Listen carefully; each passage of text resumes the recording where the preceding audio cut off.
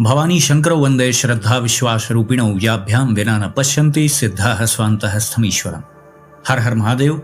हार्दिक स्वागत करता हूं आप सभी भगवत प्रेमी दर्शकों का आपके अपने ही YouTube चैनल जगत पिता शिव में। भगवान श्री अखिलेश्वर महादेव जी की कृपा से आप सभी स्वस्थ सकुशल और प्रसन्न होंगे, ऐसा मुझे विश्वास है। क्या नाम जाप का भी कोई सही तरीका होता है, कोई उचित विधि होती है? शास्त्र तो ये कहता है कि अज्ञानादथवा ज्ञानादुत्तमश्लोकनामयत् संकीर्तितमघम पुंसो देहे देधो यथा नलः। इसका अर्थ है कि जानकर या अनजाने में ईंधन से अग्नि का स्पर्श हो जाए तो वह भस्म हो ही जाता है। वैसे ही जानबूझकर अनजाने में गलती से क्रोधवशात प्रमादवश किसी भी प्रकार से भगवान के नामों का संकीर्तन करने से मनुष्य के सारे पाप भस्मीभूत हो जाते हैं।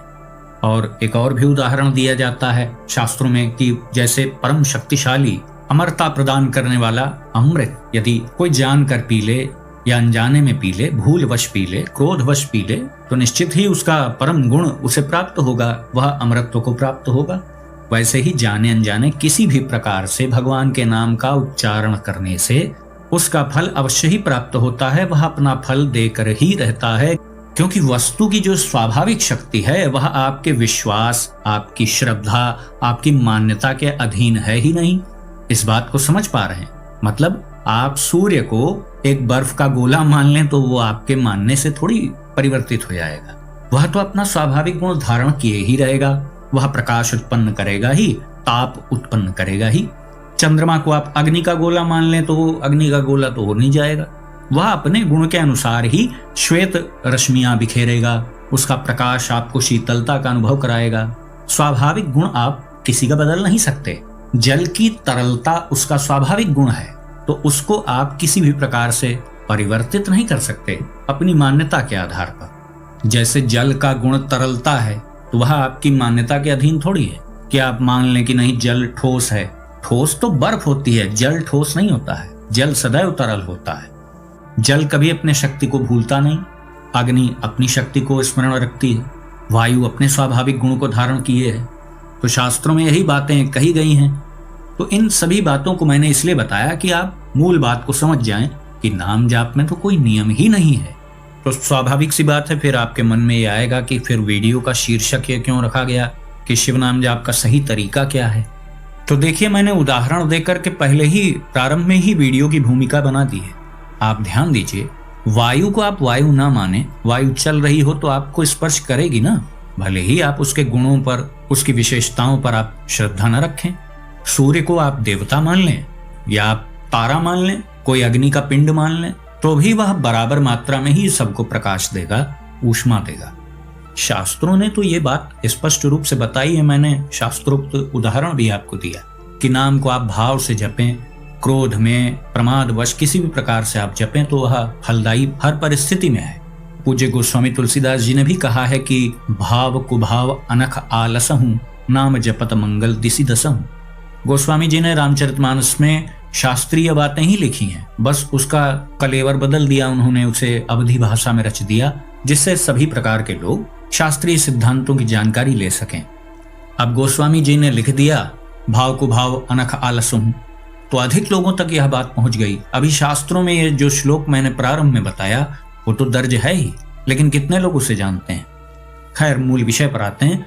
तो शास्त्रों ने तो ये बात कही है कि भाई नाम जाप किसी भी प्रकार से आप करो वह लाभ देगा ही। जैसे अग्नि को आप किसी भी प्रकार से छू लें तो वह केवल दाहकता का अनुभव कराती है, सीधी सी बात है कि जलाती है, और थोड़ी कुछ हो जाएगा। आप उनको बहुत प्रणाम कर लें, साष्टांग दंडवत कर लें, हे अग्नि देवता मैं आपका स्पर्श कर रहा हूँ और बहुत श्रद्धा भाव से स्पर्श कर रहा हूँ, इसलिए आप मुझे जलाइए नहीं, तो क्या वो नहीं जलाएंगे? वीडियो में पहले ही मैंने बता दिया कि वस्तु का गुण, उसकी जो विशेषता है, उसका जो स्वाभाविक लक्षण है, वह आपकी श्रद्धा, मान्यता, विश्वास इनके अधीन नहीं है। वस्तु का स्वाभाविक गुण वैसा ही रहता है। तो साधारण जो भौतिक वस्तु है वह अपना स्वाभाविक गुण नहीं छोड़ती है, नहीं बदलती। तो उन भौतिक पदार्थों का जो रचयिता है वह भी इसी स्वभाव से युक्त है और उसका नाम भी निश्चित रूप से इसी स्वभाव से युक्त है। भौतिक वस्तुएं अपना स्वाभाविक गुण नहीं छोड़ रही हैं, तो नाम भी अपना स्वाभाविक गुण नहीं छोड़ रहा है। शिव, इस नाम का अर्थ ही है कल्याण। कल्याण करने वाले भगवान शिव जी। तो निश्चित रूप से इस नाम का जाप आप करें तो इस नाम की शक्ति का अनुभव भी आपको हो जाएगा। आपकी श्रद्धा की अपेक्षा नहीं है, शास्त्र प्रमाणित बात है। तो फिर अब घूम फिर के वही बात आ गई कि हमारी श्रद्धा की आवश्यकता नहीं, क्योंकि वस्तु हो या प्रभु का नाम हो, अपना स्वाभाविक गुण छोड़ते नहीं, हमारी मान्यता के अधीन नहीं है वो। तो फिर यह वीडियो क्यों बनाया जा रहा है कि नाम जप का सही तरीका क्या है? अब समझने वाली बात है, शास्त्रों ने तो कह दिया कि अग्नि को आप श्रद्धा से छुएं, क्रोध से छुएं, भूल से छू जाए तो जलन का अनुभव होगा, सत्य बात है। तो यहाँ विचार करने वाली बात है कि प्रभु का नाम अग्नि की तरह थोड़ी है। अग्नि से तो आप जलेंगे और हाथ पीछे खींच लेंगे। प्रभु का नाम तो परम पवित्र है, बाह्य अभ्यंतर से पवित्र करने वाला है। तो आप ध्यान दें, आपकी श्रद्धा की अपेक्षा नहीं है, लेकिन यह अपेक्षा तो की जा रही है कि आप नाम जप करें। ये बिल्कुल नहीं कहा गया कि करो चाहे न करो कल्याण हो ही जाएगा। नहीं नहीं, करो, चाहे श्रद्धा से करो, क्रोध से करो, एक जरूरी काम समझ के कर लो, औषधि समझ करके उसका सेवन कर लो। यही तो बात शास्त्रों में कही गई। ये नहीं कह दिया गया कि अरे करो चाहे ना करो, दुनिया में मौज मस्ती मनाओ, कल्याण हो ही जाएगा। ये नहीं कहा है शास्त्रों में। ये कहा है कि नाम जप करो, जरूर अवश्य करो। वो अलग बात है कि तुम श्रद्धावश नहीं कर पा रहे हो, जरूरी काम समझ के कर लो। इसमें छूट दी है क्या शास्त्रों ने? कहीं नहीं दी है। स्वयं के हृदय में जो बात अनुभव में आ जाए उसको अवश्य स्वीकार कर लेना चाहिए। अब आप विभिन्न प्रकार से कसौटी करके इस बात को परख लीजिए। शास्त्रों ने यही बात तो कही है ना कि किसी भी भाव से आप जाप करो, लेकिन ये अवश्य कहा है कि जाप करो, भले भाव कोई हो आपका। यद्यपि यह बात भी सत्य है कि किसी भी भाव से आप जाप करें, यदि निरंतरता आपने बना रखी है तो एक दिन आप श्रद्धावश भी जाप करने लग जाएंगे। नाम बहुत शक्तिशाली चीज है और शिव नाम तो अद्भुत चमत्कारी है। पूरे अंतःकरण को ही वो परिवर्तित कर देता है। शिवेति नाम दावाग्नैर महापातक पर्वताः भस्मी भवन्ति नायासात् सत्यम सत्यम न संशया। बड़े बड़े संचित पाप कर्मों के जो पहाड़ हैं, शिव नाम की शक्ति से भस्मीभूत हो जाते हैं। इसका आप स्वतः अनुभव कर लेंगे। बस बात इतनी सी है कि विशिष्ट लाभ प्राप्त करने के लिए विशिष्ट उद्यम करना पड़ता है ना, विशिष्ट प्रयास करने पड़ते हैं। यह तो हम जान गए कि नाम जप करना सबसे बड़ा नियम है। कैसे करना है, किस भाव से करना है, इससे हमें मतलब नहीं। ये तो शास्त्रों ने भी कह दिया। यह बात केवल उन लोगों के लिए है जो लोग नाम जप में प्रवृत्त होते हैं लेकिन उतनी श्रद्धा नहीं रखते, निरंतरता नहीं बन पा रही है। तो इस बात का उन्हें आश्रय लेकर के अपने साधन में आगे बढ़ना चाहिए कि ठीक है, प्रारंभ में हम इसको आवश्यक कार्य समझ करके, अपना एक दैनिक कृत्य समझ करके हम करेंगे। धीरे धीरे श्रद्धा विश्वास भी जागृत होगा। अब जैसे आप अग्नि का उदाहरण ले लें तो अग्नि का जो स्वाभाविक गुण है वह हमारी श्रद्धा मान्यता के अधीन नहीं। तो हम अग्नि का लेकिन प्रयोग विधि पूर्वक करते हैं, अविधि पूर्वक नहीं करते। अग्नि का विधि पूर्वक हम प्रयोग करते हैं, इसीलिए हम भोजन पका पाते हैं। किसी भी भौतिक वस्तु का विधि पूर्वक प्रयोग करते हैं ना। नाम जब किसी भी प्रकार से किया जाए तो लाभ तो अवश्य देगा, लेकिन ये सारी बातें आपके जाप करने पर अधीन हैं। सारी बातें इस बात पर निर्भर करती हैं कि आप जाप कर भी रहे हैं या नहीं कर रहे हैं। अब बात समझ में आ गई होगी स्पष्ट कि एक नियम तो है ही कि हमें जाप करना है। इस बात पे बार बार मैं जोर दे रहा हूं, इसीलिए इस बात को समझें। केवल यह मान लेने से कि नाम हम किसी भी प्रकार से जाप कर लें तो हमें लाभ होगा ही होगा, तो बस अब हम नियम बना लें ये कि नहीं, अब हम तो क्रोध से ही, अब हम प्रमाद से ही हम जाप करेंगे, हम अन्यथा भाव रख करके ही हम जाप करेंगे। ये तो उस नाम की महत्ता बताई गई है कि आप किसी भी भाव से उसका प्रयोग कर लें, वह आपके लिए लाभदायक है। आपके भाव की उसे अपेक्षा नहीं और हित वो आपका अवश्य करेगा। जैसे कि उदाहरण देके समझा दिया गया कि अग्नि है, सूर्य है, वायु है। नदी आपकी मान्यता के अधीन थोड़ी है कि आप उन्हें माता मान रहे हैं, कि आप बहता दरिया मान रहे हैं। समान रूप से नदियां सबको जल दे रही। तो जब जड़ पदार्थों में, भौतिक पदार्थों में अपना एक विशेष गुण है जो आपके मानने न मानने के अधीन नहीं, वह अपना गुण अवश्य प्रदर्शित करता है, तो फिर प्रभु का नाम अपना स्वभाव, अपना गुण, अपनी विशिष्टता नहीं दिखाएगा। लेकिन इस बात का हमें दुरुपयोग नहीं करना है कि नाम का हम किसी भी प्रकार से जाप करें तो वो फलदायी है। ये तो बिल्कुल निम्न स्तर के साधक के लिए कह दिया गया कि वह भी इसका अधिकारी है, जिसके भीतर कोई प्रभु के लिए कोई भाव नहीं है, केवल भौतिक लाभ के भाव से, स्वार्थ सिद्धि के भाव से वो जप रहा है, तो वह भी अधिकारी है, उसे भी अधिकार है। लेकिन जड़ वस्तुओं में और भगवान के नाम में एक बहुत बड़ा अंतर भी है। भौतिक वस्तु तो नश्वर है, शब्द ब्रह्म जो होता है वह नश्वर कहाँ है। शब्द कभी मरते नहीं, और प्रभु का नाम वह तो स्वयं चिदानंद है। शिव नाम समय की सीमा से परे है, जब कुछ नहीं होता है तब भी यह उपलब्ध रहता है। साक्षात शब्द ब्रह्म है प्रभु का नाम। प्रभु का नाम तो त्रिगुणातीत है। ये जो माइक जगत है सत रज तम गुण से बना हुआ, इनसे अतीत चीज है ये। इसमें एक और विशिष्ट गुण है जो भौतिक पदार्थों में नहीं है, वह ये कि इसके प्रति श्रद्धा यदि कर ली जाए तो फिर यह आपको आपकी उपलब्धि करा सकता है। इतना अद्भुत गुण है प्रभु के नाम में, शिव नाम में, कि वह आपका आपसे परिचय करा सकता है। अब इससे बड़ा लाभ तो और कोई होता नहीं है। भौतिक लाभ, धन, ऐश्वर्य, वैभव, प्रसिद्धि, अच्छा स्वास्थ्य, संपत्ति, संपदा, यह सभी तो सरलता से प्राप्य हैं। लेकिन मैं सर्वश्रेष्ठ लक्ष्य की बात कर रहा हूँ, आत्म उपलब्धि, आत्म साक्षात्कार की मैं बात कर रहा हूँ। तो प्रभु के नाम में वह क्षमता भी है कि आपको उस स्तर पर ले जा सकता है। लेकिन बात यहाँ पर आ गई कि नाम जप का सही तरीका क्या है। तो अब आप पहले समझ जाइए कि नाम जप हमें करना है भैया। शास्त्रों ने तो यही कहा है ना कि आप किसी भी भाव से नाम जाप करें, लेकिन करें। बिना करे कुछ भी इस सृष्टि में प्राप्त नहीं होता है। बाद में वह स्थिति भी आएगी कि अपने आप स्वतः सब कुछ होगा, लेकिन प्रारंभ में आपको करना पड़ेगा। बीज जब भूमि में पड़ जाता है तो सब कुछ कार्य प्रकृति करती है, लेकिन बीज तो आपको ही डालना पड़ता है ना। दृढ़ संकल्प शक्ति की यहाँ पे आवश्यकता होती है। तो पहली विधि यही है कि हमें नाम जप करना है। वैसे तो कोई विधि नहीं होती है नाम जप में, लेकिन विशिष्ट लाभ प्राप्त करना है ना, तो विशिष्ट उद्यम करना पड़ेगा।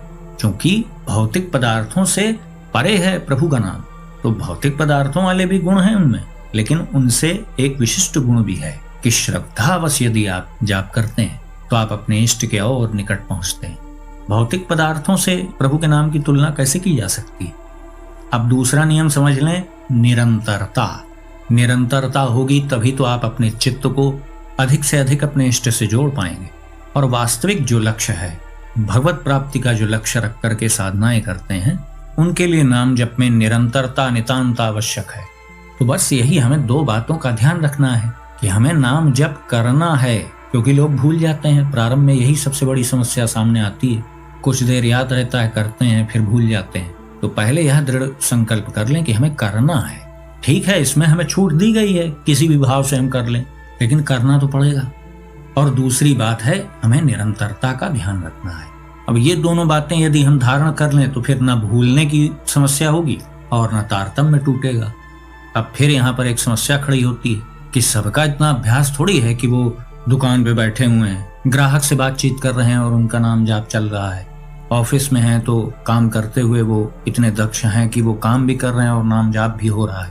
भाई कोई टीचर है, कोई स्टूडेंट है, कोई गृहस्थ है, हर प्रकार के लोग हैं दुनिया में।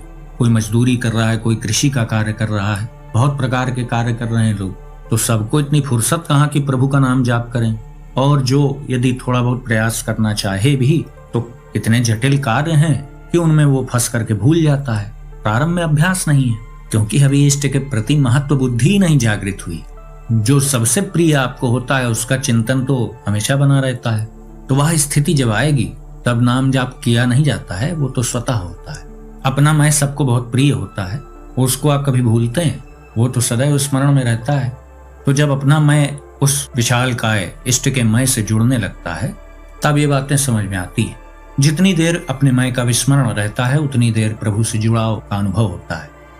तो प्रारंभिक स्तर के साधक को सबसे बड़ी समस्या यह आती है कि वह अपने दैनिक कार्यों में फंस करके नाम जाप को भूल जाता है। यद्यपि वह चाहता है कि वह नाम जाप करे, वह प्रयासरत भी रहता है, लेकिन प्रारंभ में इतना अभ्यास तो होता नहीं है, तो समस्या होगी। तो उसके लिए एक सबसे श्रेष्ठ विधि है कि आप कुछ देर ध्यानस्थ मुद्रा में आसन पर बैठ करके नाम जप का अभ्यास करें। उससे धीरे धीरे नाम आपके अवचेतन मन तक पहुंचेगा। जब नाम आदि से जुड़े हुए स्वप्न आने लग जाएं, तो समझना चाहिए कि धीरे धीरे यह स्तर ऊपर आ रहा है, प्रगति हो रही है। इष्ट से जुड़े हुए कोई भी स्वप्न आते हैं तो सकारात्मक लक्षण होते हैं। इस समय विशेष रूप से शिव नाम जाप करते हुए जब ध्यानस्थ मुद्रा में हम बैठते हैं, उस समय हम ध्यान लगाते हैं, तो उसके बाद हमारी प्रगति हो रही होगी तो इसी बात से संबंधित स्वप्न अवश्य आते हैं। इष्ट देव से जुड़ा हुआ कोई भी स्वप्न हो सकता है। नाम जितना अंतःकरण पे छाता जाएगा उतना अधिक आपकी स्मृति में वो नाम रहेगा।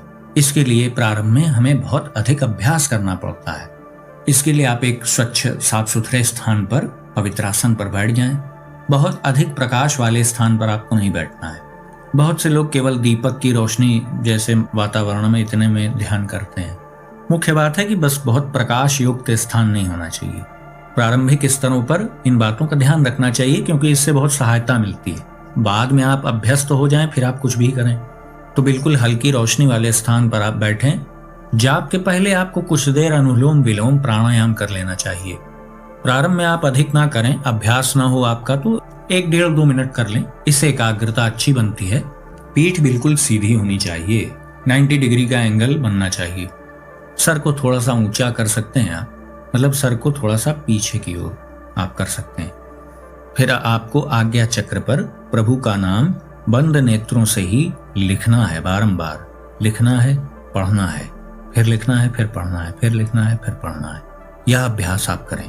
कुछ देर ऐसा अभ्यास करें, फिर उसके कुछ देर बाद बिल्कुल ध्यानस्थ मुद्रा में आप बैठ जाएं। दोनों हाथों को अपने पैर के घुटने पर रख दें। तर्जनी और अंगूठे को मिला दीजिए और बाकी की 3 उंगलियां जो हैं वो नीचे की ओर होंगी। ज्ञान मुद्रा कहते हैं इसे। तो इस प्रकार से ही आपको बैठना है।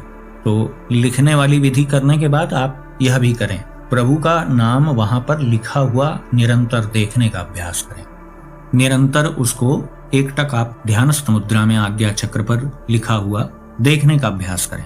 उसमें अधिक से अधिक आप अपनी भावना का प्रयोग कर सकते हैं। प्रभु के नाम को प्रकाश युक्त लिखा हुआ देखने का अभ्यास करें। उसमें से बहुत प्रकाश निकल रहा है ऐसा आप अनुभव करें।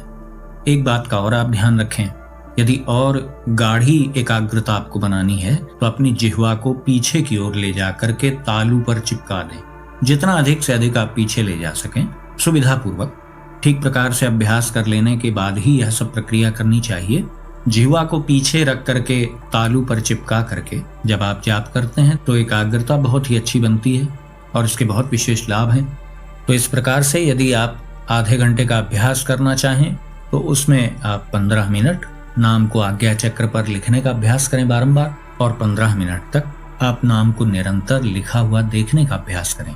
और साथ में निरंतर जाप भी आपको शिव नाम का ही करना है। यहाँ पर कुछ दर्शक कह सकते हैं कि प्रारंभ में मानसिक जाप नहीं हो पाता है, तो ठीक है, प्रारंभ में वाचिक जाप ही करना चाहिए। वाचिक कर लीजिए। उपांशु जाप तो सभी कर सकते हैं, उपांशु जाप करिए, सबसे अच्छा है। बुदबुदाते हुए बिल्कुल हल्की ध्वनि के साथ होंठ हिलते रहें, जिह्वा हिलती रहे। इसी प्रकार से उपांशु जाप होता है। तो आप उपांशु जाप करें प्रारंभ में, लेकिन उपांशु जाप करेंगे तो जिह्वा तो आपकी सक्रिय रहेगी, तो उसे आप पीछे रख करके अभ्यास नहीं कर पाएंगे। तो प्रारंभ में लेकिन आप उपांशु ही करें, क्योंकि पहले कुछ दिन आप उपांशु कर लेंगे तभी आपकी मानसिक जाप में प्रवृत्ति हो पाएगी। सीधा सीधा मानसिक जाप में प्रवेश नहीं हो पाता है। फिर बिल्कुल मौन जाप होगा, जिह्वा बिल्कुल सक्रिय नहीं, होंठ बिल्कुल सक्रिय नहीं, भौतिक अंगों का कोई प्रयोग ही नहीं है, केवल मन ही मन नाम स्मरण चल रहा है। अच्छा अभ्यास जिनका हो जाता है तो बड़े बड़े वैदिक मंत्रों को भी मानसिक रूप से जपते हैं। जिनका कम अभ्यास है वो उपांशु जाप करते हैं। तो उसी प्रकार से आप भी अभ्यास को ऐसे ही करें। प्रारंभ में आप उपांशु जाप करने का अभ्यास करें। धीरे धीरे जैसे जैसे प्रगति होगी आपकी, फिर मानसिक जाप में भी प्रवेश होगा। अब शिव नाम जाप की आप शक्ति का अनुभव कैसे करेंगे? यदि आपने यह अभ्यास ठीक प्रकार से किया तो अब चेतन मन तक यह प्रयोग पहुंचेगा, तो उससे जुड़े हुए स्वप्न अवश्य आपको आएंगे और वह स्वप्न विशेष रूप से स्मरण में भी रहता है। तो शिव नाम की शक्ति का अनुभव आप इसी प्रकार से कर सकते हैं।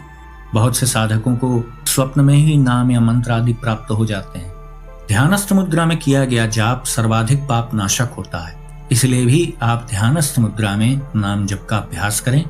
अच्छा अभ्यास हो जाएगा तब आप चलते फिरते कार्य करते हुए भी अधिक स्मरण रख पाएंगे। जितना अच्छा अभ्यास होता चला जाएगा, भूलने वाली शिकायत कम होती चली जाएगी। मैंने बताया ना, सबसे अधिक स्मरण किसका है? आपको मैं का स्मरण है सबसे ज्यादा। तो वास्तविकता तो यही है कि मैं नाम की कोई सत्ता है नहीं, है तो प्रभु ही। आपका वास्तविक स्वरूप उसी का अभिन्नांश है। अच्छा अभ्यास हो गया, प्रभु से अधिक जुड़ाव हो गया, उतनी ही मात्रा में आपके मैं का शमन भी होता गया। एक दिन श्रेष्ठ साधक सिद्ध बन जाता है, जिसका मैं पूरी तरह समाप्त हो गया। समाप्त क्या हो गया? उसने यह भेद जान लिया कि मैं नाम की कोई सत्ता नहीं, वो तो प्रभु ही हैं जो सबके संचालक हैं। तो जिन्हें शिव नाम की शक्ति का अनुभव करना है तो ध्यानस्थ मुद्रा में, जैसे मैंने विधि बताई है, उस प्रकार से जाप करके वो देख सकते हैं। जिन्हें चलते फिरते उठते बैठते नाम जाप याद नहीं रहता, निरंतर वो कर नहीं पा रहे हैं, उन्हें अवश्य ध्यानस्थ मुद्रा में बैठ करके इस विधि से जाप करना चाहिए। फिर धीरे धीरे वो चलते फिरते उठते बैठते भी अच्छी प्रकार से अपने इष्ट के नाम का मानसिक रूप से जाप कर पाएंगे। बगल में बैठने वाला भी जान नहीं पाएगा, क्योंकि ना होंठ हिलेंगे ना जिह्वा हिलेगी, कोई स्पंदन नहीं होगा। तो जो नाम जाप का सही तरीका है, उचित विधि है, वह वीडियो में मैंने आपको बताई। ऐसे बहुत से दर्शकों का प्रश्न आता रहता है कि नाम जप में निरंतरता नहीं आ पा रही, तो ऐसे साधकों को निश्चय ही यह प्रयोग करना चाहिए। तो आज का वीडियो हम यहीं समाप्त करते हैं। आशा करता हूं जो भी जानकारी आपको दी गई वो आपको अच्छी लगी होगी। यदि वीडियो आपको पसंद आया तो इसे लाइक करें, अपने मित्रों बंधु बांधवों के साथ शेयर करें। यदि इस चैनल पर आप पहली बार आए हैं तो कृपया इस चैनल को सब्सक्राइब करें। तो भगवान श्री त्रैगुण्येश्वर महादेव जी से मैं ऐसी प्रार्थना करता हूँ कि वो आप सभी को सदा सुखी, स्वस्थ और ऊर्जावान बनाए रखें। मिलते हैं अगले वीडियो में एक नई जानकारी के साथ। तब तक के लिए आप सभी भगवत प्रेमी भक्तों को हर हर महादेव।